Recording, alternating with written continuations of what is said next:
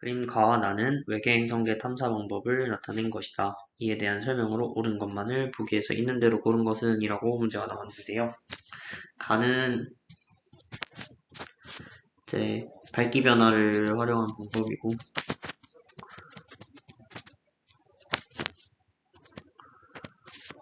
나는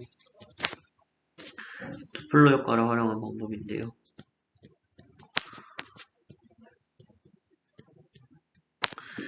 그쵸? 그래서 선지를 봐보면은 기억에서 가에서 중심별의 밝기가 감소하는 시간을 측정하면 행성의 반지름을 추정할 수 있다고 했는데요. 그래야 중심별이 이렇게 있고 이제 행성이 이렇게 갈 텐데 행성이 완전히 밝기가 최저가 되기 전까지 여기를 지나가는 거잖아요. 이 부분을. 그래서 완전히 지나가면은 이렇게 되겠죠. 이 사이의 시간을 측정하면은 반지름의 길이를 추정할 수 있죠. 왜냐면은 반지름이 클수록 이 시간이 더 오래 걸리기 때문에 그래서 추정할 수가 있고요. 니은에서 나에서 중심별의 스펙트럼에서 흡수선의 파장 변화를 찾아내면 행성의 존재를 확인할 수 있다고 했어요. 이게 지금 도플러 효과와 비슷한 말이죠. 그 흡수선의 파장이 멀어지게 되면은 적색 쪽으로 치우쳐지고 가까워지게 되면 청색 쪽으로 치우쳐지기 때문에 행성의 존재를 확인할 수 있죠. 디귿에서 나는 행성의 공정궤도면이 시선 방향과 수직인 경우 관찰 가능하다고 했는데요. 나 같은 경우는 앞으로든 뒤로든 어느 정도의 이동이 있어야 하잖아요. 근데 만약에 시선 방향과 공정궤도면이 수직이게 돼버리면은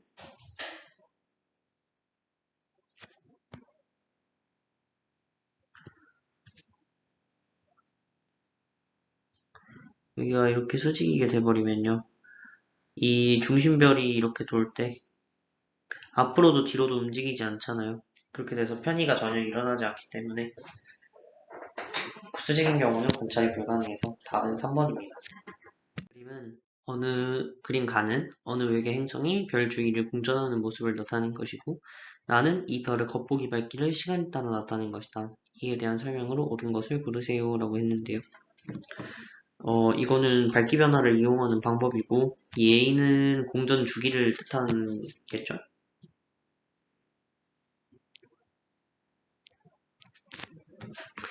그래서 기억 편지를 보면은 관측자의 시선 방향이 외계 행성의 공전궤도면과 수직인 경우에 나 현상이 일어나지 않는다고 했는데요. 아까 저희가 적색 편의에서 했다시피 이게 이렇게 수직이게 돼버리면요. 면이랑 수직이게 돼버리면은 이 행성이 여기가 중심별이 이렇게 있다고 했을 때 행성이 이 중심별을 가리지를 않잖아요. 그러면은 밝기 변화도 일어나지 않기 때문에 나현상은 일어나지 않는다고 한 것은 맞습니다. 가에서 행성이 한 번 공전하는 동안 별의 밝기 감소는 2번 나타난다고 했는데요. 지금 A가 공전 주기인데 이 주기 동안 밝기 변화는 한 번 일어났죠. 그래서 2번은 틀렸습니다. 나의 A는 행성의 공전 주기에 해당한다 라고 했어요. 제가 아까 말씀드렸다시피 시작하기 직전부터 다시 시작하기 직전까지 그러니까 여기서부터 다시 한 바퀴 돌아서 여기 다시 오기까지 공전 주기에 해당하죠. 그래서 디귿도 맞아서 기억 디귿이 답입니다. 최근 발견된 외계 행성 케플러 186f가 중심별 케플러 186 주위를 공전하는 궤도와 태양계 행성들의 공전 궤도를 나타낸 것이다. 옳은 것을 고르래요. 그래서 보면은 기억 선지를 보면요. 중심별 케플러 186은 태양보다 질량이 크다고 했는데요. 지금 보시다시피 생명 가는 지대가 태양계가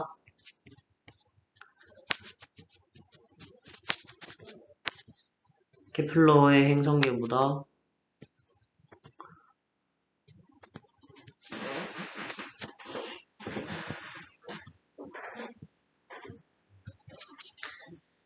지금 생명 가는 지대가 더 멀리 위치하고 있죠. 이 말은 즉슨 태양의 광도가 더 크다는 소리고 주계열성의 광도가 크다는 소리는 질량 또한 크다는 소리가 되겠죠. 그렇기 때문에 기억은 맞는 선지고요. 행성 케플러 186f에는 물이 액체 상태로 존재할 수 있다고 했는데요.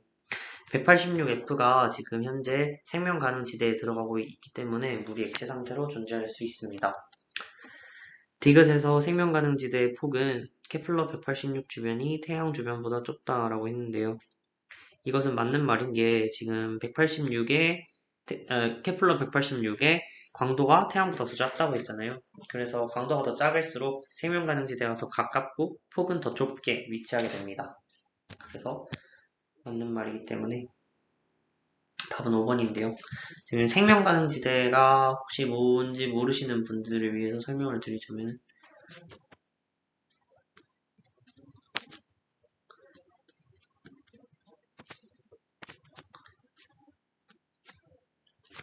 이거는 물이 액체로 존재할 수 있는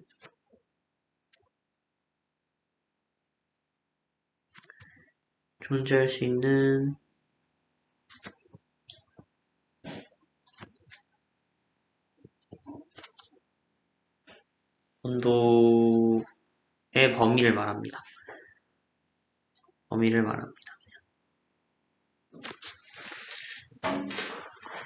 그래서 이 부분은 알고 넘어가시면 될 것 같습니다. 그리고 한 가지 특징이 이제 중심별의 강도에 따라서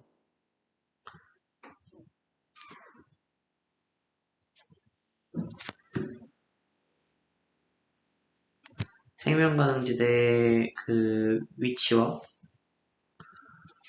폭이 달라지는데요.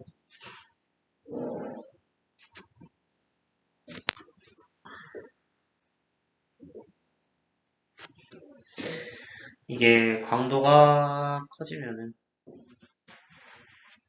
위치와 폭도 전부 증가합니다. 이 부분 아시면 될 것 같습니다.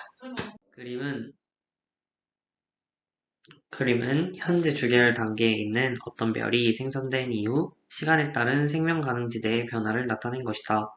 이에 대해 옳은 것을 보기에 서 있는 대로 고른 것은 이라고 말을 했어요. 아까 이와 비슷한 문제를 풀었었죠. 그래서 보시면 다시피 지금 별이 나이를 먹을수록 거성으로 되잖아요.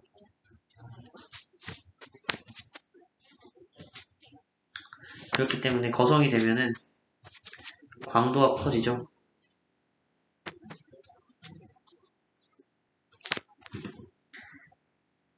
광도가 커지면서 생명 가능지대의 위치와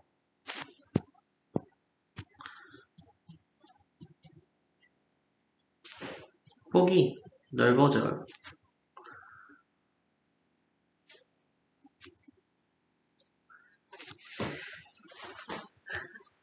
기억선지를 볼게요. 40억 년 후에 이 별의 광도는 현재보다 크다라고 했는데요. 이 별이 점점 거성이 돼가기 때문에 광도는 현재보다 커질 수밖에 없고요. 20억 년 전에 이 별은 행성상 성운 단계에 있었다라고 했는데요. 현재 주계열 단계라고 했어요. 현재 주계열 단계인데 20억 년 전에 행성상 성운이었다? 그렇지 않죠? 20억 년 후면은 또 몰라도 전에는 절대 행성상 성운이 될 수 없으니까 니은은 틀렸고요.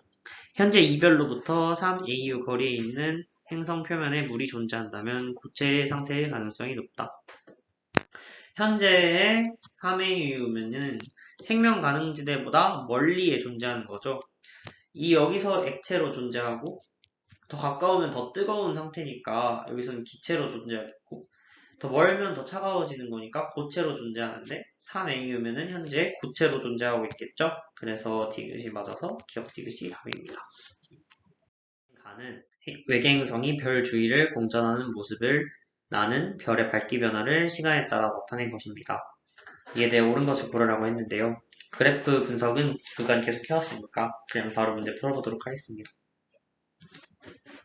먼저 기억에서 식현상은 주기적으로 반복하여 나타난다고 했는데요.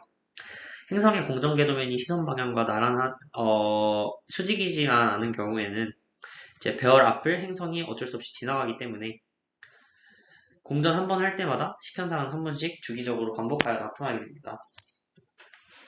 행성의 원치가 T1일 때 A라고 했는데요. T1일 때는 막 이제 어두워지기 직전인 상태이기 때문에 제가 소문자로 A를 쓴 이 부분이 좀 더 T1에 가깝고, 뭐 T4는 B가 맞겠죠. 하지만 앞에서 A가 틀렸기 때문에 니은은 틀린 선지고요. 디귿에서 공정 궤도면이 관측자 시선 방향의 수직일 때 잘 관측된다고 하였는데요. 수직인 경우에는 중심별 앞을 행성이 지나가지 않아서 밝기 변화가 일어나지 않기 때문에 관측이 어려워서 답은 1번입니다. 그림 가나 다는 서로 다른 외계 행성계를 나타낸 것이다. 새 중심별의 질량과 반지름은 태양과 같고 새 행성의 반지름은 지구와 같다. 이에 대한 설명으로 옳은 것은 보기에서 모두 고르시오. 먼저 중심별과 행성 사이의 1AU고 질량과 반지름은 태양과 같다고 했으니까요. 네, 선지부터 볼게요. 기억에서 중심별은 행성의 공정궤도의 중심에 위치한다라고 했어요. 저희가 알다시피 행성의 공정궤도의 중심에는요,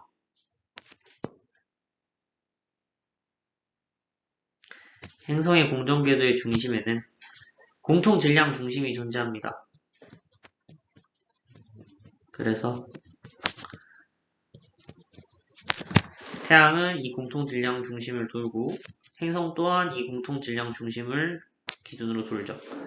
그렇기 때문에 중심별이 행성의 공정궤도의 중심에 위치하지는 않습니다. 도플러 효과에 의한 별빛의 최대 편이량은 나가 가보다 크다라고 했는데요.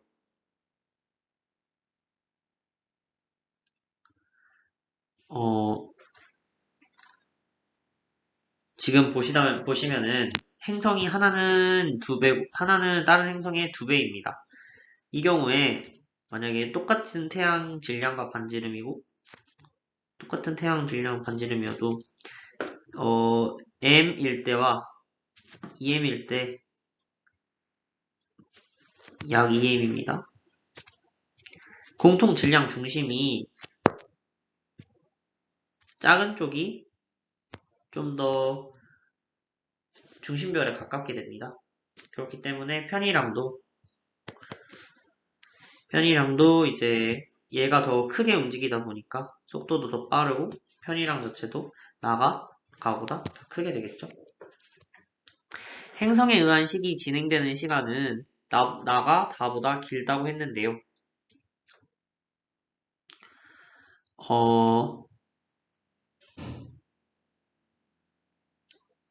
지금 질량과 반지름이 태양과 오름과 같고 새 행성의 반지름은 지구와 같다고 했어요.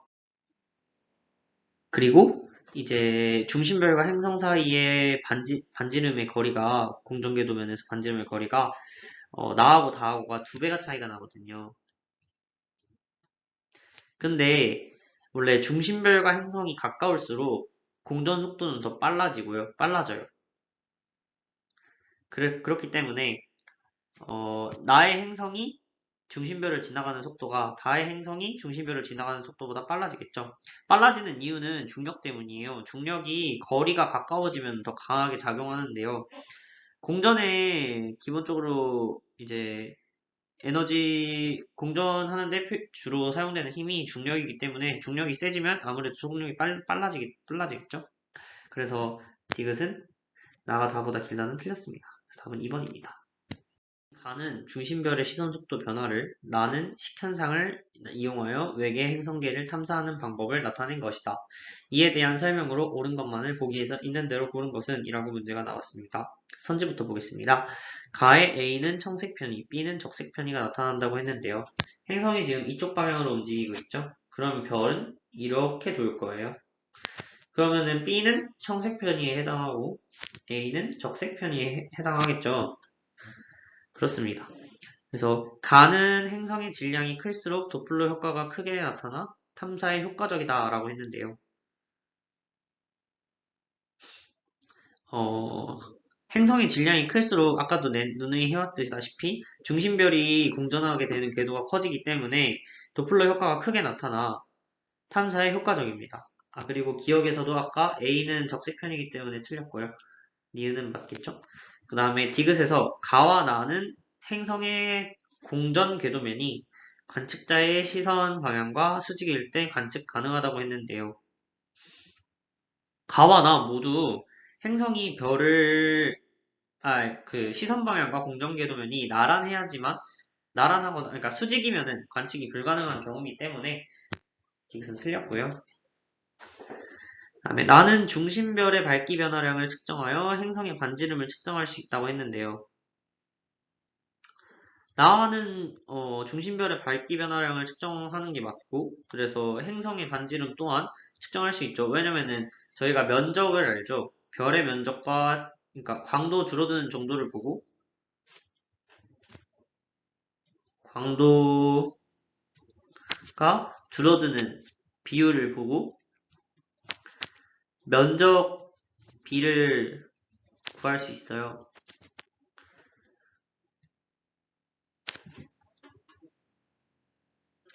그러면은 면적은 반지름의 제곱이기 때문에 그 비율에서 루트를 씌워주면은 그러면 반지름을 추정할 수 있기 때문에 리을은 가능합니다. 그래서 2번이 답입니다. 그림 가는 도플러 효과를 이용한 외계 행성 탐사 방법을 나는 가에서 행성의 공정 궤도면과 관측자의 시선 방향이 이루는 각 세타에 따른 중심별의 시선 속도 변화를 나타낸 것이다. 이에 대한 설명으로 옳은 것만을 보기에서 있는 대로 고르시오라고 했어요. 지금 중심별이 이쪽 방향으로 돌고 있기 때문에 같은 방향인 니은 방향으로 돌아야겠죠, 행성도. 그래서 행성의 공정 방향은 니은이다. 이건 맞는 선지고요. 90도인 경우 식현상이 관측될 수 있다고 했는데요. 세타가 90도라는 소리는 지금 공전 궤도면이 시선 방향과 수직이라는 소리예요, 수직. 저희 수직이면은 식현상 관측할 수 있어요, 없어요? 없어요. 그래서 니은 틀렸고요. 행성의 질량이 클수록 시선 속도의 변화폭은 커진다라고 했는데요.